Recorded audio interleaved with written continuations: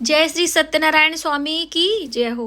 कलयुग में सबसे फलदायी और पूर्ण मनोरथ सिद्ध करने वाला ये कल्याणकारी व्रत बताया गया है। तो आज की वीडियो में हम आपके साथ शेयर करेंगे कि कैसे हम अपने घर में श्री सत्यनारायण स्वामी का व्रत और कथा कर सकते हैं। तो चौकी पहले तैयार कर लीजिए, पीले रंग का कपड़ा बिछा लीजिए। गौरी गणेश और भगवान सत्यनारायण की प्रतिमा भगवान विष्णु का ही रूप माना जाता है, तो आप लड्डू गोपाल की भी प्रतिमा रखें। हमारे इस पुस्तक में नवग्रह का चित्र अंकित है, इसलिए हम इस पुस्तक को रख रहे हैं। आप चाहें तो नवग्रह चावल से भी बना सकते हैं या सिर्फ ध्यान करके भी पूजन अर्चन करके भाव से आप चौकी पर अक्षत पुष्प रख सकते हैं। केले के स्तंभ की बात कही गई है, तो देखिए हमने यहाँ पे केले के पत्तों को चारों कोनों में लगाया है और भगवान सत्यनारायण को केले के पत्ते का आसन भी दिया है और हमने ये पीछे भी लगाना है। तो बस इस तरह से केले के पत्ते चारों ओर हम लगाकर भगवान श्री सत्यनारायण व्रत कथा की शुरुआत करेंगे। दोस्तों, पूजा की सामग्री और पूजा के लिए और क्या विशेष चीज़ें होती हैं तो वो हमने पहले ही बताया है। पूजा के लिए शुद्ध जल आप रख लीजिए। साथ ही भोग प्रसाद के लिए पंजीरी, जो कि गेहूं के आटे से बनाई जाती है, ये है पंचामृत, दूध दही घी शक्कर से बनाया जाता है।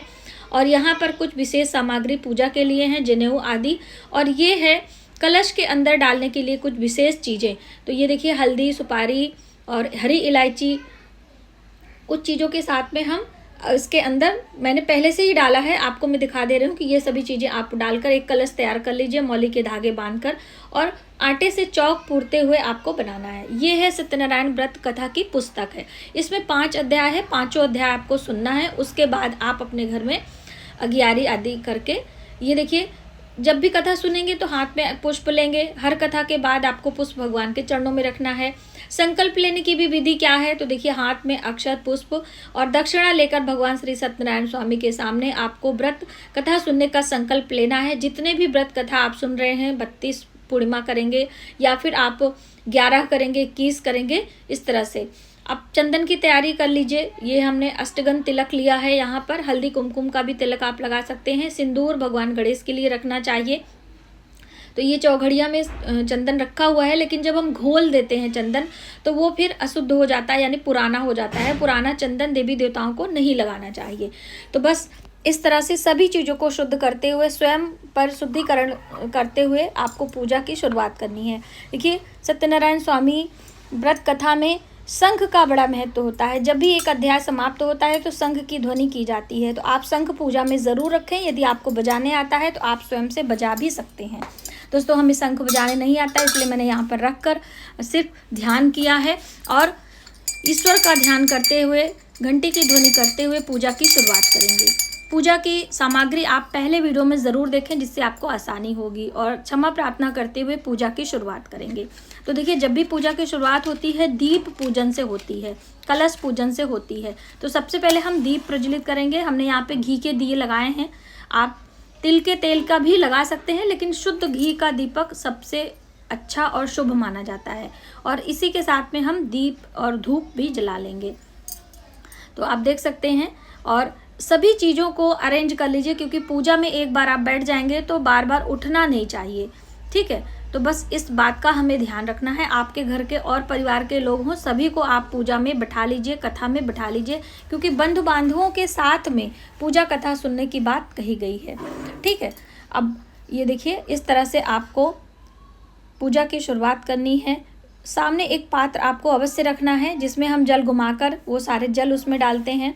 दीप का पूजन करेंगे, कलश का पूजन करेंगे। तो यहाँ पे हम तिलक कर रहे हैं कलश में और दीपक में, और सभी देवी देवताओं का आवाहन करेंगे, क्योंकि जल में बहुत सारे देवी देवता निवास करते हैं और हमारी सकारात्मक ऊर्जा को अपने तक रखकर हमारे पूरे घर में आशीर्वाद देते हैं। ऐसी भावना के साथ में हम यहाँ पर दीप का, कलश का पूजन करके उन्हें हल्दी कुमकुम का तिलक, धूप दीप दिखाते हुए, कुछ मिष्टान का भोग लगाते हुए प्रणाम करेंगे।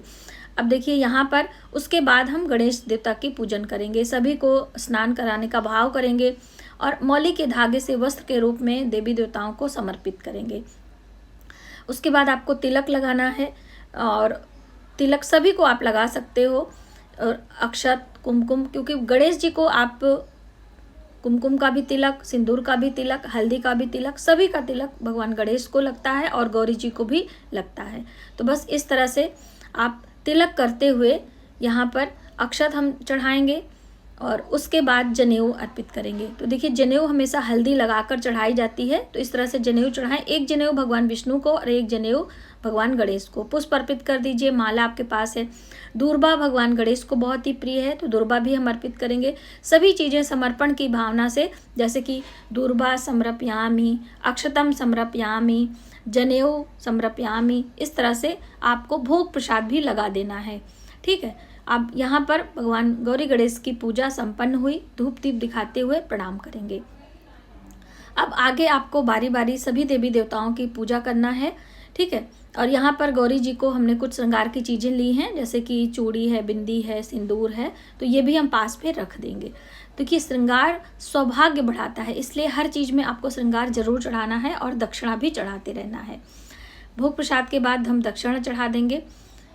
इसके बाद हम जो चीज़ें, आपको अगर चौकी छोटी है तो आप साइड में भी रख सकते हो। भगवान विष्णु की पूजा करेंगे, अक्षत चढ़ाएंगे, हल्दी कुमकुम का तिलक लगाएंगे और जो नवग्रह हैं उनकी भी पूजा करेंगे। तो आप गौरी गणेश के बाद नवग्रह को प्रणाम कर लीजिए, पूजन कर लीजिए। हल्दी कुमकुम का तिलक अक्षत करके हम नवग्रह को प्रार्थना करेंगे। और जल देखिए आपको इधर उधर चौकी गीली ना हो, इसके लिए एक पात्र आप रख लीजिए।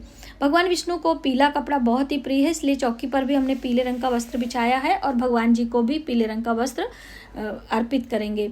आप चाहें तो मौली के धागे भी ले सकते हैं। अब यहाँ पर अष्टगंध का तिलक लगा रहे हैं और अष्टगंध का तिलक सभी देवी देवताओं को लगा सकते हैं, अक्सर हम पूजा में आपको बताते हैं।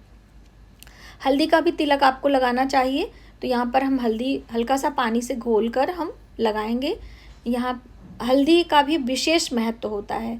ठीक है, तो आप तिलक करते समय तिलकम समर्पयामि, और ये जनेऊ है, इस पे भी थोड़ा सा हल्दी लगाकर हम भगवान को तिलक जनेऊ अर्पित करेंगे।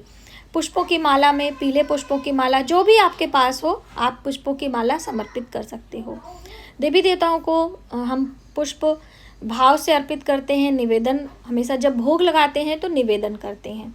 ठीक है, तो ये देखिए अपराजिता के पुष्प हैं जो कि भगवान विष्णु को बहुत ही प्रिय हैं। अब यहाँ पर हम इत्र लगा रहे हैं।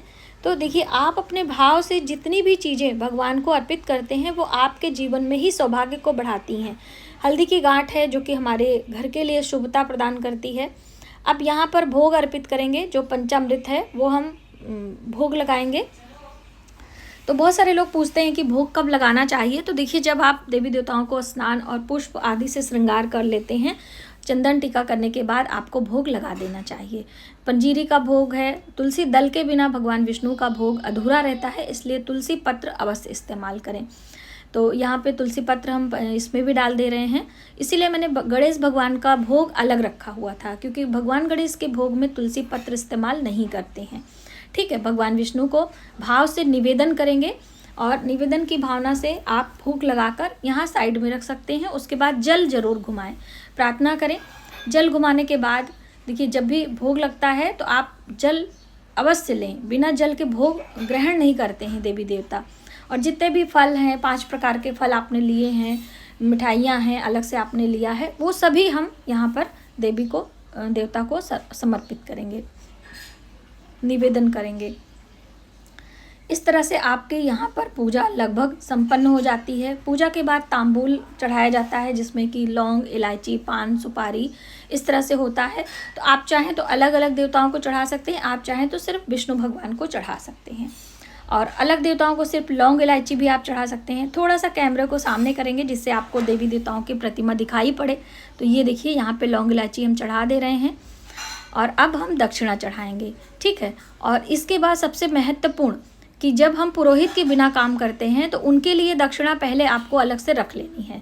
तो मैंने रख लिए हैं और ये है हमारी तुलसी की मंजरी, और ये मंजरी बहुत ही शुभ होती है और कहते हैं कि तुलसी की मंजरी सभी देवी देवताओं को प्रिय है। स्पेशली ये देखिए अब हमने कथा की शुरुआत करनी है। तो कथा की शुरुआत में पुस्तक में भी जो भगवान बने हैं उनको हम अर्पित करेंगे और हाथ में थोड़े से पुष्प लेते हुए हम कथा पढ़ेंगे। तो कथा में 5 अध्याय हैं। ये पहला अध्याय है, आप देख सकते हैं जब आप पुस्तक खोलेंगे उसमें दिखाई देगा। तो पहला अध्याय आप पढ़ेंगे, उसके बाद फिर दूसरा अध्याय, तीसरा अध्याय, चौथा अध्याय, इस तरह से 5 अध्याय इसमें बताए गए हैं और 5 अध्याय आपको पढ़ने होते हैं। ऐसा नहीं है कि आप सिर्फ एक अध्याय पढ़ेंगे, 5 अध्याय। और 5 अध्याय की जो कथा है वो बहुत ही जल्द आने वाली है दोस्तों। कल परसों की वीडियो में आपको मिल जाएगी और आप अपने घर में बहुत ही आसान तरीके से कथा सुन सकते हैं। उसके बाद जो फूल आपने लिया है वो देवी देवताओं के चरणों में रखेंगे। उसके बाद हम आरती करेंगे। भगवान विष्णु की आरती इसमें की जाती है। तो आप पूर्ण श्रद्धा भाव से घंटी की ध्वनि करते हुए ओम जय लक्ष्मी रमणा, ओम जय लक्ष्मी रमा, ये वाली आरती की जाती है। तो आप इस तरह से आरती करें। आरती करने के बाद आपको भगवान को आरती दिखानी होती है जल घुमाकर, और उसके बाद फिर से हम जल घुमाएंगे और स्वयं आरती लेंगे। तो बस इस तरह से आप अपने घर में बहुत आसान तरीके से देवी देवताओं की आरती करते हुए अपनी पूजा को समाप्त कर सकते हैं। और ये बहुत ही शुभ होता है। दिन की हम बात करें तो गुरुवार, पूर्णिमा, संक्रांति पर भगवान सत्यनारायण की कथा सुनी जाती है। कथा के बाद भी बहुत सारी चीज़ें ध्यान में रखनी है। आइए जानते हैं दोस्तों। इस तरह से आप अपने घर में सत्यनारायण व्रत की कथा हर पूर्णिमा पर, हर संक्रांति पर सुन सकते हैं। और जब आपकी 32 पूर्णिमा कंप्लीट हो जाए तो 33वें पूर्णिमा पर पुरोहित बुलाकर अपने घर में पूजा अर्चना सुने, अपने भाई बंधु को बुलाएं, उन्हें भोजन कराएं, यानी अपने व्रत पूर्णिमा का उद्यापन करें। तो इस तरह से व्रत, कथा, आरती सब समाप्त होने के बाद आपको प्रणाम करना है, बड़े बुजुर्गों का आशीर्वाद लेना है, अपने देवताओं को आशीर्वाद लेना है। और प्रसाद देखिए दोस्तों, इस तरह से प्रसाद, ये थोड़ा सा पंचामृत, और ये प्रसाद आप लें, आपके पति लें, और इस पहले आप खा लें, प्रणाम कर लें, अपनी मनोकामना एक बार फिर से बोल लें, क्षमा प्रार्थना बोल लें, फिर आप यहाँ से उठें, अपने बड़े बुजुर्गों का आशीर्वाद लें। अपने घर में आपके पितरों की प्रतिमा है तो उनका भी आशीर्वाद लेकर आपको अपने व्रत का संपूर्ण आप भोजन करें, ब्राह्मण को भोजन कराएं, वो दक्षिणा आदि आप सब दे सकते हैं। यहाँ पे दीप जल रहा है, आप देख सकते हैं, मैं आपको दिखाऊंगी। ये है, तो ये दीप जल रहा है और यहाँ पर सभी चीज़ें हैं। तो आपको ये सभी चीज़ें ऐसे रहने देनी है, और जब ये शांत हो जाए तो आप दूसरे दिन हटाएं। जो यहाँ की प्रतिमा है आप चाहे तो हटा सकते हैं, यदि सुरक्षित जगह नहीं है। बाकी चीज़ें आप दूसरे दिन हटा सकते हैं यदि आपको लगे कि कोई नुकसान हो सकता है। बाकी चीज़ें दूसरे दिन हटाकर आप इस तरह से हर पूर्णिमा पर स्वयं से कथा सुन सकते हैं। तो आज के वीडियो में बस इतना ही। यदि हमारी जानकारी आपको थोड़ी सी भी हेल्पफुल लगे तो प्लीज़ वीडियो को ज़्यादा से ज़्यादा लोगों में शेयर करें और आने वाली वीडियो के लिए सब्सक्राइब करें। मिलते हैं एक नई जानकारी के साथ नए वीडियो में, तब तक आप अपना ख्याल रखें। जय श्री सत्यनारायण स्वामी की जय हो।